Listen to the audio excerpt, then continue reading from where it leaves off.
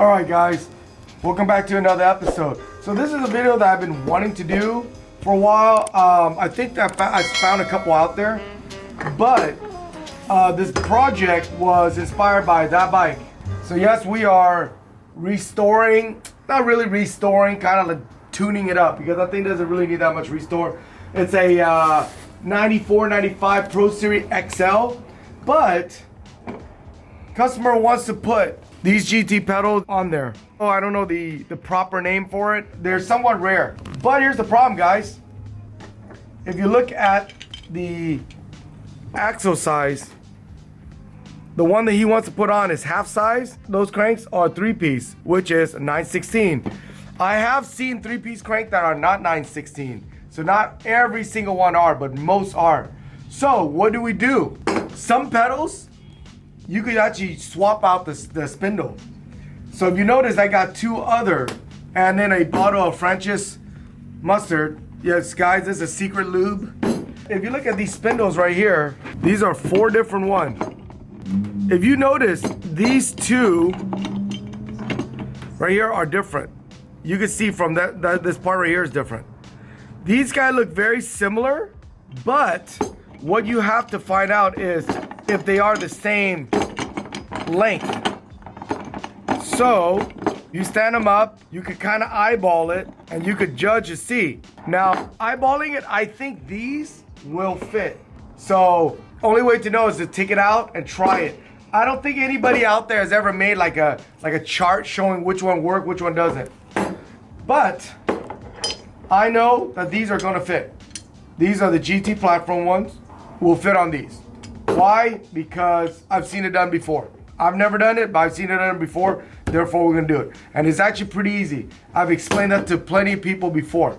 Really easy, guys. You wanna get yourself a number 15, put it in, and this guy right here, it is a 12. Some of them are smaller. If they're smaller, that's a red flag for you to maybe not use it. Put it in and hold this. See how you're pulling it? Hold this. Get yourself a really good leverage. Okay? This is just the way I'm doing it. There's a bunch of other ways of doing it. So I'm going to hold this thing down. I'm going to hit this. Okay? And there you go.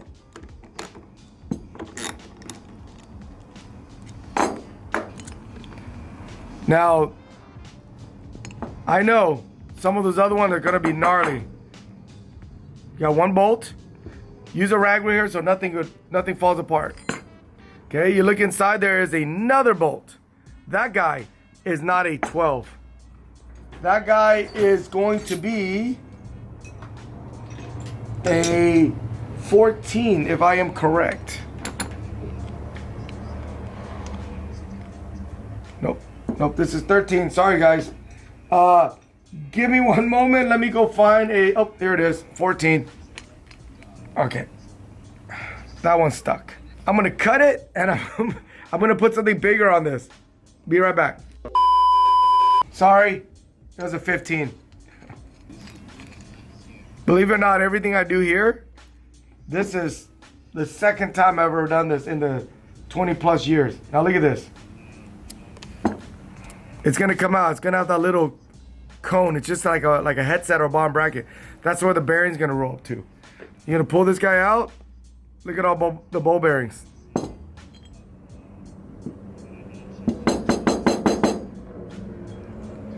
Look inside here, guys. Can you guys see it? Here, come over here. Come over here, Max. Look how rusty that is. So, kind of shake these guys.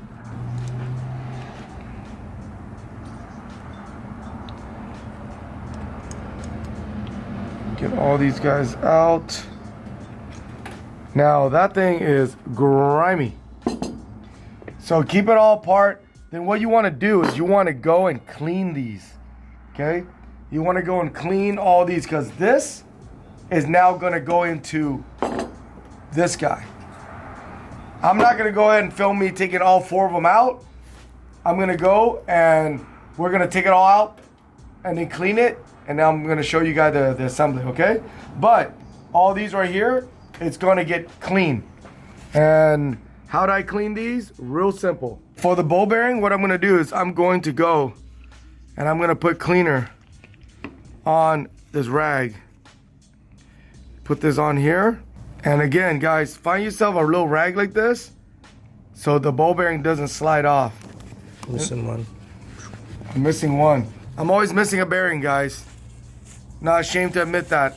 Do this, and then this is what I do. Now, if you guys want, you guys could go and you guys could clean each and every one. See, look at that. See how it's coming clean? Just keep doing this until it gets clean. You guys look how clean that is compared to earlier. And that's barely cleaning it. Now these are clean. This is not like a re-chroming process, okay? So I disassemble the set that we're gonna use. If you look at it, same parts, same exact spindle. I think this guy's just a hair longer, but all the parts right here are the same. All the seats are the same.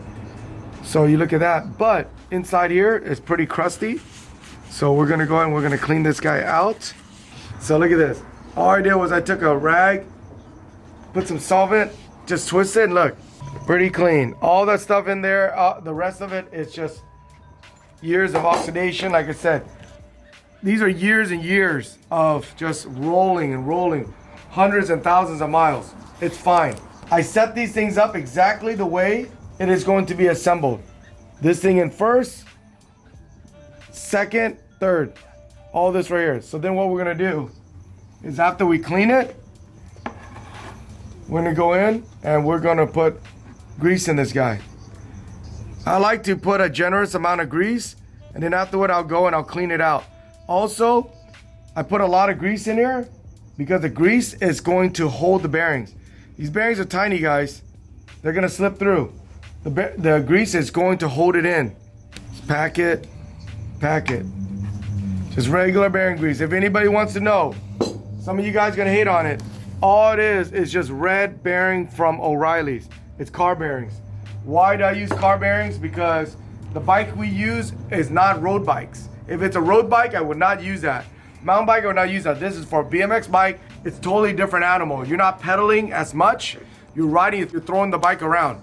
Plus, I like the red grease because when you start using black grease, you don't know where some of the dirt and stuff is still coming from. The red one, you could tell. Been doing it for years. If some of you guys said, hey, that's wrong, well, I've been wrong for more than 20 years and nobody ever's got hurt, no damage equipment. Right here, I'm brushing. There's not any rolling part, but I'm just gonna put it on there just for protection. This is rolling, this is rolling. This guy right here also rolling. Okay, it's all gonna be here ready for me. Now I'm gonna assemble it. We're gonna divide these out to make sure both sides get the right amount. Okay, let's check it out. Okay, so there is 11 on each side. We went and we count the other one, same thing. So we're on the right track. 11 on each side. We're just gonna drop it. All I'm gonna do is I'm gonna drop it. I'm gonna let the grease catch it. Okay, and I'm gonna straighten it out. Okay, almost fell in. See that? Look at that. There you go. Slide this guy in.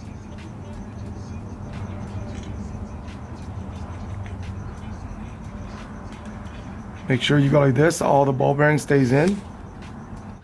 Look in. Looks good. Flip it to the other side.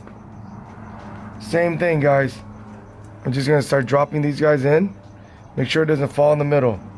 Now this side's a little bit easier because I got the spindle right there, so it doesn't fall in. So I'm just gonna kind of like salt bay it in. Okay, push it all right there. Then this guy goes in. The 15. The 15 that I thought was 14. The whole time holding the spindle in. Snug. Look at that, guys. Now, judging by how when I removed it, it wasn't super hard. So I'm going to twist this thing in by hand. Not by the wrench. Okay? A little bit hard. Let me go and loosen this up. But I'll notice I'm not using the ratchet. loosen it by hand. There you go. Is it moving? Nope, it's not moving. Smooth, okay? Then what we're gonna do is after we got that 15 in, this little cone piece with the cone facing down, we're gonna put the little washer right here. Notice the washer has a flat spot because the spindle itself, it's flat at the end. This guy goes in, slides in, bolt right here. There's no flat side, so it doesn't matter. The number 12. And the purpose of this washer right here, and has a flat, so when you turn this, it's rubbing on this and it won't tighten this. It keeps this thing, it keeps it in place of where you originally have it. So when you tighten it down, this thing is gonna spin on that washer won't spin, allows the other piece to stay. Now this one right here, I recommend you're gonna put in a little bit of power in it, not too much, guys, because look how small this is. Again, put the wrench down, hold it.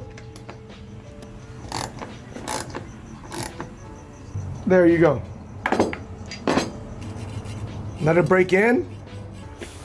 The customer that dropped this pedal off is trying to source the cap because these didn't come with it. But now guess what, guys? We could go, okay, lube this guy up. My hair, bro. You know how long I spent all day doing the hair? God. There you guys go. Now, hold on. The mask can stay there. Okay, here's the pedal that we did not do it yet. Look at that. Now it fits. You know what this is gonna do? A lot of you guys gonna be like, a lot of the sellers are gonna be like, oh man, you know, all you treasure hunters is gonna be, oh, because you know why? Because the half size are cheaper than the 9/16s. But now you guys know that. You guys are gonna be like, oh man, I'm gonna go buy it. But wait, I got a lot of guys that are selling that are watching the YouTube also. They're like, oh no, they're gonna jack up the price of these. And so now, before I close this, I also wanna show you guys this. So I'm not sure if you guys seen these cranks. These are the McNeil conjointed cranks. These were kind of like a little tribute to the Diamondback turbo cranks. Now, why do I have so much of them? Look. I have a whole bunch in here, guys. All NOS, all NOS. You know why? Because they're all left side. I think some of you guys kind of get what I'm saying. So guess what? If you find two arms that are the same length and you needed to finish building a bike, guess what, guys? Two left arm. Some of you guys right now are like, oh, I get it. Get two left pedals, and then you're gonna take the two left spindle and you're gonna put one in the left body, one in the right body. You could do that also. So all you have to do is do what I just did, except you're gonna use two left spindle, but it's gonna be a left arm, no, a left body and a right body. And guess what? Once you put it on the bike, you're not gonna be able to tell the difference. Just tighten the one side a little bit tighter. Get what I'm talking about? If you guys don't understand, comment in. You gotta understand. Because if I get enough of that, then you know what? I'll go ahead and do this using a left arm instead of 9/16 or a half to a 9/16. So guys, I hope that helped you. It's very, very simple. My buddy here, the one that brought this, he's like, hey, you know, how come nobody does this video? There is, I found some. But the YouTube is pretty big. So there's some people out there that find mine, some people find the other one. So guys, comment in any suggestion and any tips you guys have. Have you guys done this before? Which pedal matches which? Guys, everybody's comment would help me and help other people too. This is a community to help people, so comment in, okay guys? If you guys aren't subscribed, you guys just freeloading on here, guys, subscribe to it, okay? Thanks guys, see you next time.